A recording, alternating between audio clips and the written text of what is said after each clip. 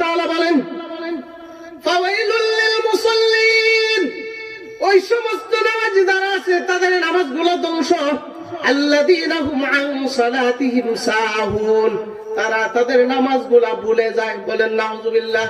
অর্থাৎ বান্দা নামাজে দাঁড়াইছে ঠিকই, নামাজে দাঁড়িয়ে দোকানের হিসাব করে, নামাজে দাঁড়াইছে ঠিকই, নামাজে দাঁড়িয়ে ঘরের হিসাব করে, নামাজে দাঁড়াইছে ঠিকই, দুনিয়ার যায় জামালা তার মাথার ভিতরে ঢুকায়। ওই সমস্ত নামাজি ধ্বংস, যারা নামাজের মধ্যে দাঁড়াইয়া দুনিয়ার যত চিন্তা আছে, চাকচমক যত চিন্তা আছে, এগুলো তার মাথার ভিতরে ঢুকায়। ঢুকানোর কারণে তার ওই নামাজগুলা ধ্বংস হয়ে যায়। বলেন নাউযুবিল্লাহ। আল্লাহ তাআলা বলেন ফাওয়াইলুল লিল মুসাল্লিন, ওই সমস্ত নামাজীদের নামাজ ধ্বংস।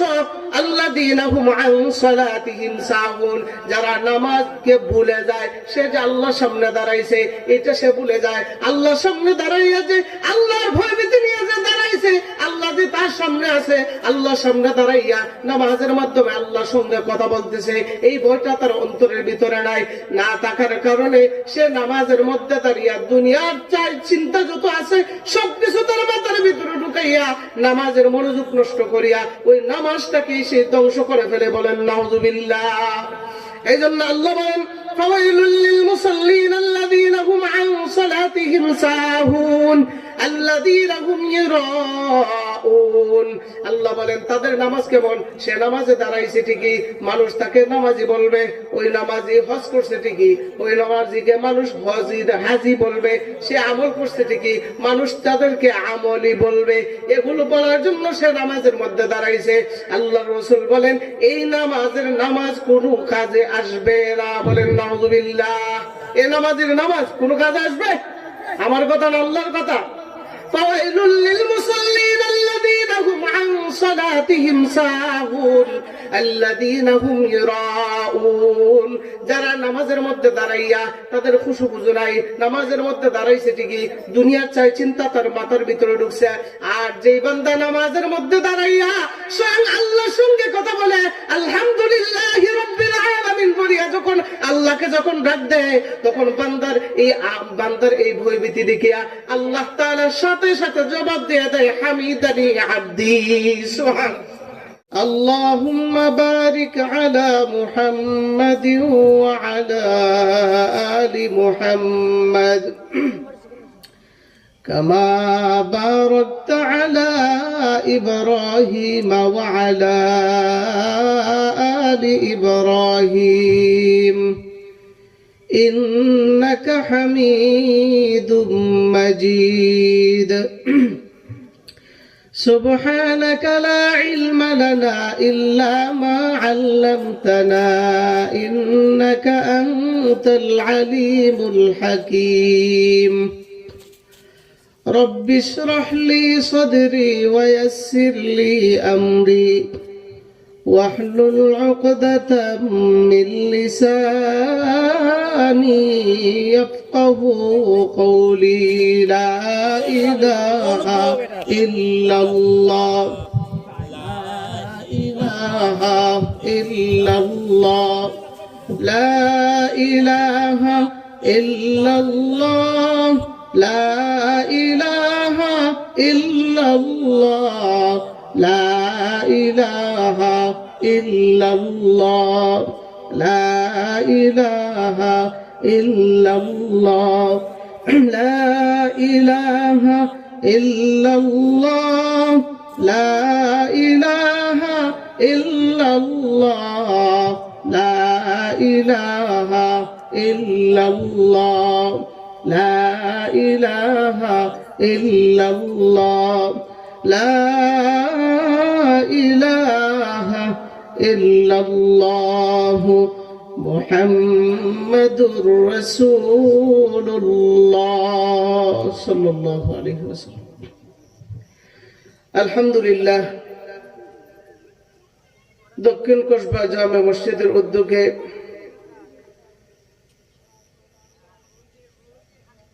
অষ্টতম বার্ষিক ইসলামী সুন্নি মহাসম্মেলনের সম্মানিত সভাপতি সাহেব, শ্রদ্ধেয় উলামায়ে কেরাম,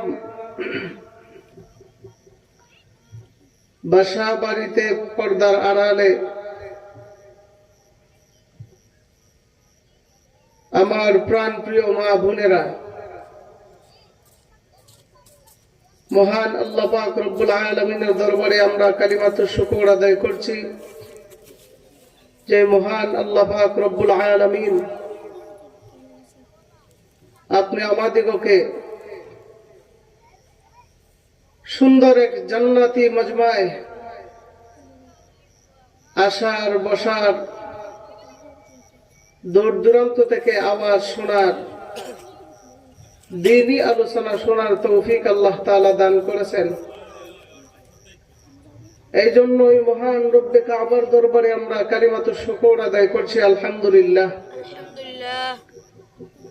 আর অত্যন্ত শুকরিয়ার বিষয় যে আল্লাহ পাক রব্বুল আলামিন আপনি আমাদিগকে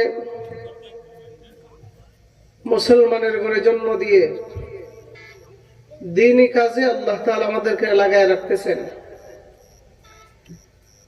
কারণ বর্তমান জমানাটা বড় কঠিন জমানা। এই জমানায় ঈমান নামক দৌলতটাকে নিয়ে কবরে যাওয়া অনেক বড় এক কঠিন ব্যাপার। চতুর্দিকে গুনার আড্ডাখানা আমাদেরকে গ্রাস করে ফেলছে। এই জন্য মানুষ দিনদারিত্বের ভেতরে আর নাই, বেশিরভাগ আমরা দুনিয়ার দারিদ্রের ভিতরে আছি। এই জন্য আমাদের জন্য কর্তব্য হলো এই দুনিয়াদারি ছেড়ে আখিরাতের পাবন্দি করার তৌফিক আল্লাহর কাছে চেয়ে নেওয়া। মুসলমান হইলেই নেক কাজ করা যায় না যদি ওই বান্দাটা আল্লাহর দরবারে কবুল না হয়। মুসলমানের মুসলমানিত্ব তখন থাকে যখন তার ভিতরে দিনদারিত্ব থাকে, আর যখন দিনদারিত্ব তার ভিতরে থাকে না তখন সে আল্লাহকে পর্যন্ত, আল্লাহর কথা পর্যন্ত অস্বীকার করতে বাধ্য হয়। এই জন্যই এই দিনদারিত্ব ভেতর থেকে চলে যাওয়ার কারণে শেষ পর্যন্ত আল্লাহকে অ্যাটাক করার পর্যন্ত কথা বলতে পারে মানুষ। এই জন্য দুনিয়া চলতে গিয়ে অনেক হিম্মত নিয়ে চলাফেরা করতে হয় যেন আমার দ্বারা কোনো গুনার কাজ না হয়, ইচ্ছা হোক অথবা অনিচ্ছায় হোক। আল্লাহ তাআলা আমাদেরকে পাঠাইছেন একমাত্র আল্লাহর গোলামি করার জন্য, এর ব্যতীত দুনিয়াতে আরামায়েশ করিয়া যাওয়ার জন্য পাঠান নাই। আল্লাহ তাআলা বলেন ইল্লা লিয়াবুদুন, একমাত্র আল্লাহ তাআলার ইবাদতের জন্য পাঠাইছেন। আল্লাহ তাআলার ইবাদতে যে বান্দারা মগ্ন থাকবে সেই আল্লাহর প্রকৃত বান্দা হবে, আল্লাহর পেয়ারা বান্দা হবে। আর যারা আল্লাহর ইবাদতে মগ্ন থাকবে না, দুনিয়া দারিদ্রের মধ্যে মগ্ন থাকবে, তখন ওই বান্দা আল্লাহর জিম্মার ভিতরে থাকে না। তখন ওই বান্দা এক পর্যায়ে আখিরাতকে পর্যন্ত অস্বীকার করতে বাধ্য হয়। এই জন্য আমি যে আপনাদের সম্মুখে কুরআনুল কারীম থেকে যে সূরা তেলাওয়াত করেছি, এই সূরার মধ্যে আল্লাহ তাআলা ওই সমস্ত বান্দাদের পরিচয় দিতেছেন যে সমস্ত বান্দারা আখিরাতকে অস্বীকার করে। আল্লাহ তাআলা কোরআনের মধ্যে বলেন আরাআইতাল্লাযী ইউকাযযিবু বিদ্দীন ফাযালিকাল্লাযী ইয়াদউল ইয়াতীম। আল্লাহ তাআলা তার প্রিয় হাবিবকে বলতেছে, হে রাসূল, আপনি কি ওই সমস্ত বান্দাদেরকে চিনেন, ওই সমস্ত মানুষদেরকে চিনেন যারা আখিরাতকে অস্বীকার করে? তাদের কাজকর্ম কি? তাদের কাজকর্মের ব্যাপারে আল্লাহ তাআলা বলেন ফাযালিকাল্লাযী ইয়াদউল ইয়াতীম। তারা এতিমদেরকে ঘাড় ধরে ধাক্কা দিয়ে বের করে দেয়। বলেন নাউযুবিল্লাহ। এতিমরা যখন তার কাছে যায়, যাওয়ার সাথে সাথে তখন তাদেরকে ঘাড় ধরে ধাক্কা দিয়ে বের করে দেয়। তো আল্লাহ তাআলা বলেন ওই সমস্ত বান্দাদেরকে ছিলেন হে রাসূল যারা আখিরাতকে অস্বীকার করে, আখিরাতকে বিশ্বাস করে না, এই জন্য তার যা মন চায় তাই করে।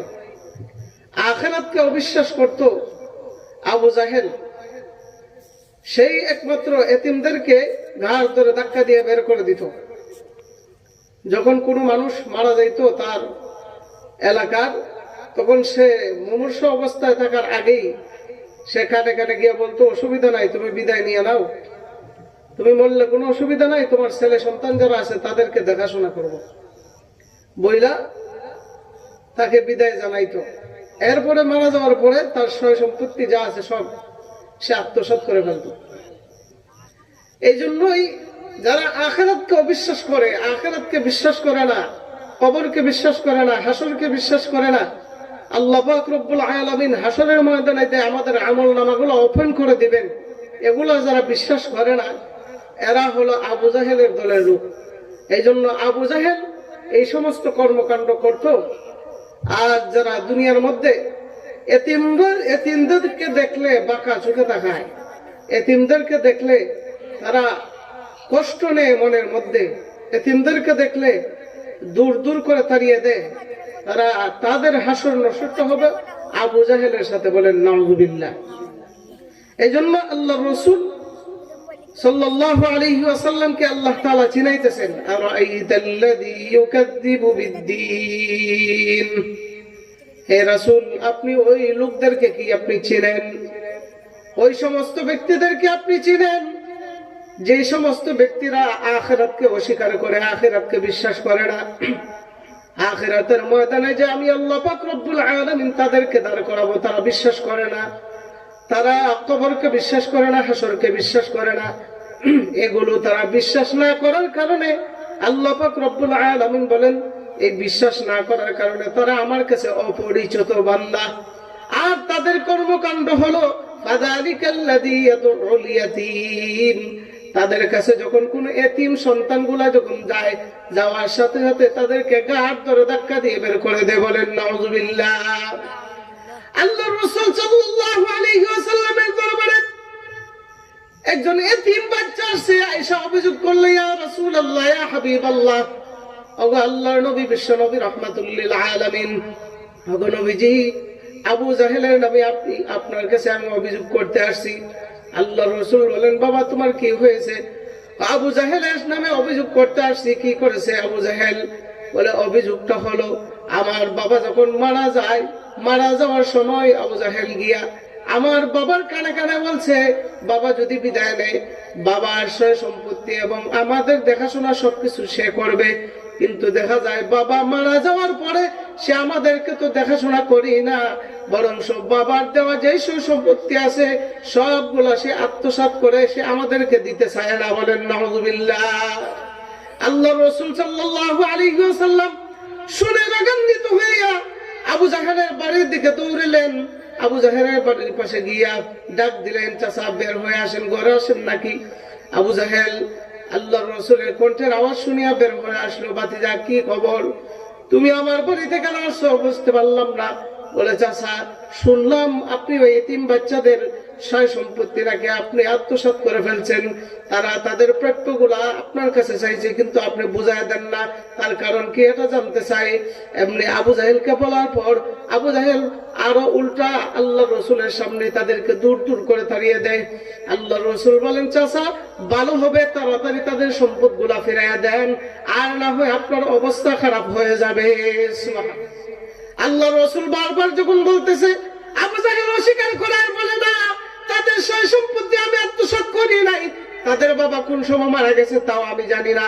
সে মিথ্যার প্রশ্রয় নিল আর সত্য কথাই বলে না। আল্লাহ রসুল বারবার বলতেছেন, চাচা তাড়াতাড়ি দিয়ে দেন।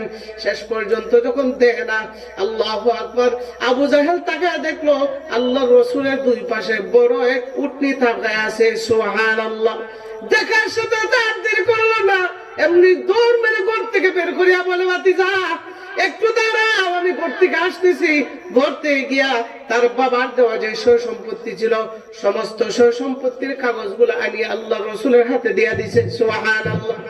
আবু জাহেলের চেলা চামুন্ডারা যারা আছে ডাক দিয়ে বলে, সাহেব আপনি হঠাৎ করে পরিবর্তন হয়ে গেলেন, এত কঠোরত্ব জিন্দিগি আপনি গঠন করলেন, কিন্তু দেখা যায় হঠাৎ করে আপনি নরম হয়ে গেলেন, কারণ বুঝতে পারলাম না। আবু জাহেল বলতেছে, আমি এই মুহূর্তে তাদের সয় সম্পত্তির কাগজগুলা দিয়ে দিছি, এটাই ভালো। আর না হয় মুহাম্মদকে আমি যখন না করছি, এমনি তাকে দেখি মুহাম্মদের দুই পাশে দিয়ে এত বড় বড় উটটি গুলা বড় বড় হা করে আছে, যেন আমাদেরকে খেয়ে ফেলবে। এই ভয়েতে আমি আর দেরি করি না, সাথে সাথে আমি সম্পত্তি গুলো ফিরাই দিয়ে দিলাম, সয় সম্পত্তি গুলো ফিরাই দিলাম। তাহলে বোঝা গেল, যারা এতিমদের মাল আত্মসাৎ করে তাদের হাসর নসর হবে আবু জাহেলের সঙ্গে। কারণ এই খাসালত ছিল আবু জাহেলের। এই আবু জাহেলই সয় সম্পত্তি গুলা সে নিজের হাতে নিয়ে নিত, নিয়ে লুকায় রেখে দিত। আর এতিমরা যখন যাইতো তখন গাছ ধরে ধাক্কা দিয়ে বের করে দিত। ওই সময় আল্লাহ তাআলা এই সূরা সাথে সাথে আয়াত নাযিল করলেন, ফাযালিকাল্লাযী ইয়াদউল ইয়াতীম আরাআইতাল্লাযী ইউকাযযিবু বিদ্দীন। হে রাসূল, আপনি কি ওই সমস্ত বান্দাদেরকে, ওই সমস্ত লোকদেরকে চিনেন যারা ফাযালিকাল্লাযী ইয়াদউল ইয়াতীম, যারা এতিমের মাল তারা বক্ষণ করে করিয়া, তাদের মাল আত্মসাৎ করিয়া, তারা যখন তাদের মালগুলা চাইতে যায় তখন গাড় ধরে ধাক্কা দিয়ে বের করে দেয়। বলেন নাউযুবিল্লাহ। এরপরে আল্লাহ তাআলা বলেন, ওয়ালা ইয়াহুদ্দু আলা তাআমিল মিসকিন। আল্লাহ তাআলা বলেন, ওগো নবীজি, তাদের আরেকটা বদ গুণ হলো তারা কাউকে সাহায্য তো করেই না। আবার যখন কোনো অভাবগ্রস্ত লোক আসে, মিসকিন যখন কোনো লোক আসে, তাদেরকে দান খয়রাত করার জন্য, তাদেরকে কিছু দেওয়ার জন্য অন্য লোকও তাদের দিকে কোনো আগ্রহ তৈরি করে না। বলেন নাউযুবিল্লাহ। এই জন্য আল্লাহ বলেন, ওয়ালা ইয়াহুদ্দু আলা তাআমিল মিসকিন। অভাবগ্রস্ত যে লোকটা আছে তাদেরকে তো সাহায্য করে না, বরং তাদেরকে দূর দূর করে তাড়িয়ে দেয়। আবার যখন কেউ তাকে দান করার মতো কাউকে পায়, এমন কোন যদি লোক পায়, তাদেরকে বলে না তাদেরকে দান খয়রাত করো। অভাবগ্রস্ত লোক যারা আছে, পাড়া প্রতিবেশী যারা আছে, তাদেরকে কিছু দাও, দিয়ে তাদের অভাবিত জিন্দেগি তোমরা দূর করো, এই বলে কেউকে আগ্রহ দেয় না। বরং আরো ওই মালগুলাকে আত্মসাৎ করে খাওয়ার জন্য তারা রেডি হয়ে থাকে। বলেন নাউযুবিল্লাহ। আল্লাহ তাআলা তাদেরকে পরিচয় দিতেছেন, আল্লাহ রাসূলকে পরিচয় দিতেছেন যে তারা হলো ওই ধরনের ব্যক্তি যারা এতিমদেরকে গাছ ধরে ধাক্কা দিয়ে বের করে দেয়, তাদের মাল আত্মসাৎ করে নেয়। শুধু তাই নয়, ফাযালিকাল্লাযী ইয়াদউল ইয়াতীম ওয়ালা ইয়াহুদ্দু আলা তাআমিল মিসকিন। এতিম মিসকিন যারা আছে তাদের কাছে যখন যায় কোনো সাহায্য করে না। পাড়া প্রতিবেশী পাশের ঘরে ভালোভাবে খাইতে পারে না, আবার সে দেখা যায় সুন্দরভাবে খাইতে পারে, পাশের ঘরে কোনো খবর নেয় না। আল্লাহর রাসূলকে আল্লাহ তাআলা বলেন, তারা অভাবগ্রস্ত লোকদের সাহায্য করেই না, অন্যদেরকে আগ্রহ তৈরি করায় না, তাদেরকে যেন সাহায্য করে। বলেন নাউযুবিল্লাহ। অন্যদেরকে আগ্রহ করায় না, যে হয় না যে তাদের ঘরে তো খানা নাই, পরবার কোনো কিছুই নাই, আমরা কিছু সাহায্য সহযোগিতা করিয়া তাদের অভাবিত জিন্দেগিটা দূর করি। তো এমন কোন আগ্রহ অন্য মানুষকে বলো না, তার ভিতরে এ কোনো আগ্রহ নাই।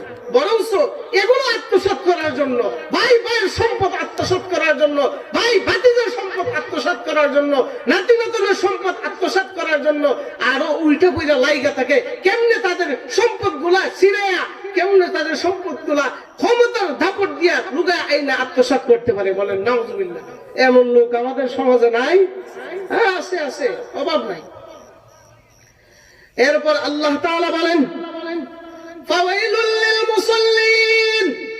ওই সমস্ত নামাজি যারা আছে তাদের নামাজগুলো ধ্বংস। আল্লাযীনা হুম আন সালাতিহিম সাহুন। তারা তাদের নামাজগুলা ভুলে যায়। বলেন নাউযুবিল্লাহ। অর্থাৎ বান্দা নামাজে দাঁড়াইছে ঠিকই, নামাজে দাঁড়িয়ে দোকানের হিসাব করে, নামাজে দাঁড়াইছে ঠিকই, নামাজে দাঁড়িয়ে ঘরের হিসাব করে, নামাজে দাঁড়াইছে ঠিকই, দুনিয়ার যায় জামালা তার মাথার ভিতরে ঢুকায়। ওই সমস্ত নামাজি ধ্বংস, যারা নামাজের মধ্যে দাঁড়াইয়া দুনিয়ার যত চিন্তা আছে, চাকচমক যত চিন্তা আছে, এগুলো তার মাথার ভিতরে ঢুকায়। ঢুকানোর কারণে তার ওই নামাজগুলা ধ্বংস হয়ে যায়। বলেন নাউযুবিল্লাহ। আল্লাহ তাআলা বলেন, ফাওয়াইলুল লিল মুসাল্লিন। ওই সমস্ত নামাজীদের নামাজ ধ্বংস। আল্লাযীনা হুম আন সালাতিহিম সাহুন। যারা নামাজকে ভুলে যায়, সে যে আল্লাহর সামনে দাঁড়াইছে এটা সে ভুলে যায়। আল্লাহর সামনে দাঁড়াইয়া যে আল্লাহর ভয়ভীতি নিয়ে যে দাঁড়াইছে, আল্লাহ নামাজি তার সামনে আছে, আল্লাহর সামনে দাঁড়াইয়া নামাজের মাধ্যমে আল্লাহর সঙ্গে কথা বলতেছে, এই ভয়টা তার অন্তরের ভিতরে নাই। না থাকার কারণে সে নামাজের মধ্যে দাঁড়িয়া দুনিয়ার চাই চিন্তা যত আছে সবকিছু তার মাথার ভিতরে ঢুকাইয়া নামাজের মনোযোগ নষ্ট করিয়া ওই নামাজটাকে সে ধ্বংস করে ফেলে। বলেন নাউযুবিল্লাহ। এই জন্য আল্লাহ বলেন ফাওয়াইলুল লিল মুসাল্লিন আল্লাযীনা হুম আন সালাতিহিম সাহুন আল্লাযীনা হুম ইরাউন। আল্লাহ বলেন তাদের নামাজ কেমন? সে নামাজে দাঁড়াইছে ঠিকই, মানুষ তাকে নামাজি বলবে, ওই নামাজি হজ করছে ঠিকই, ওই নামাজিকে মানুষ হাজি বলবে, সে আমল করছে ঠিকই, মানুষ তাদেরকে আমলি বলবে। এগুলো বলার জন্য সে নামাজের মধ্যে দাঁড়াইছে। আল্লাহ রাসূল বলেন এই নামাজ কোনো কাজে আসবে না। বলেন নাউযুবিল্লাহ। এই নামাজের নামাজ কোনো কাজে আসবে? আমার কথা না, আল্লাহর কথা। ফাওয়াইলুল লিল মুসাল্লিন আল্লাযীনা হুম আন সালাতিহিম সাহুন আল্লাযীনা হুম ইরাউন। যারা নামাজের মধ্যে দাঁড়াইয়া তাদের খুশু-খুজু নাই, নামাজের মধ্যে দাঁড়াইছে ঠিকই, দুনিয়ার চাই চিন্তা তার মাথার ভিতরে ঢুকছে। আর যেই বান্দা নামাজের মধ্যে দাঁড়াইয়া স্বয়ং আল্লাহর সঙ্গে কথা বলে আলহামদুলিল্লাহি রাব্বিল আলামিন বলিয়া যখন আল্লাহকে যখন ডাক দেয়, তখন বান্দার এই ভয়ভীতি দেখিয়া আল্লাহ তাআলার সাথে সাথে জবাব দিয়ে দেয় হামিদানি আব্দি। সুবহানাল্লাহ। ওই বান্দা যখন আলহামদুলিল্লাহি রাব্বিল আলামিন বলিয়া যখন আল্লাহকে যখন ডাক দেয়, আল্লাহ তার সঙ্গে কথা বলে। সুবহানাল্লাহ। যে বান্দা নামাজের মাধ্যমে, নামাজের তেলাওয়াতের মাধ্যমে তার জীবনটা পরিচালনা করে, অর্থাৎ তার প্রত্যেকটা নামাজের মধ্যে কোরআন তেলাওয়াত করা মানে আল্লাহর সঙ্গে কথা বলা। সুবহানাল্লাহ। কার সঙ্গে কথা বলা? জোরে বলেন, আল্লাহর সঙ্গে কথা বলা। এই জন্য আমাদের নামাজটা যদি নামাজের মতো হয়, ওই নামাজটাই আপনাকে আল্লাহর তৈরি জান্নাতের মালিক বানাবে। সুবহানাল্লাহ। নামাজটা কেমন হবে? আল্লাহর রাসূল বলেন নামাজটা ওই রকম ভাবে হতে পারে, সে যখন নামাজের মধ্যে দাঁড়ায় অন্তরের মধ্যে উপলব্ধি করতে হবে যে আল্লাহ তাআলা আমাকে দেখতেছেন, আল্লাহ তাআলা আমাকে দেখতেছেন। আমার অন্তরের মধ্যে এটাও থাকতে হবে যে আল্লাহ তাআলা আমাকে দেখতেছেন, আমি আল্লাহকে দেখতেছি। আমি যদি আল্লাহকে না দেখি, আল্লাহ আমাকে দেখতেছেন।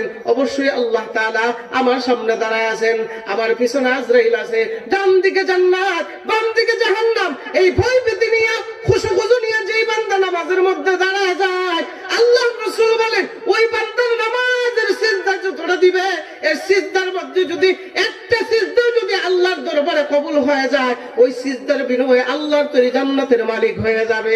সুবহানাল্লাহ। এই জন্য নামাজের ভিতরে খুশু-খুজুর দরকার আছে না নাই? নামাজের মতো যদি নামাজ হয়, ওই নামাজই আপনি আমাদের জীবনটা পরিবর্তন করবে। এই জন্য আল্লাহ তাআলা বলেন নামাজ পড়বারে বান্দা দুনিয়ার কাউকে দেখানোর জন্য নয়, নামাজ পড়বারে বান্দা দুনিয়ার কোনো মানুষ নামাজি বলার জন্য নয়, এই নামাজটা একমাত্র পড়বা আমি আল্লাহর জন্য। বলেন কার জন্য? আল্লাহর জন্য বলতে হবে, আল্লাহর জন্য পড়তে হবে। এই জন্য আল্লাহ কোরআনের মধ্যে বলেন কুল ইন্না সালাতি ওয়া নুসুকি ওয়া মাহইয়ায়া ওয়া মামাতি লিল্লাহি রাব্বিল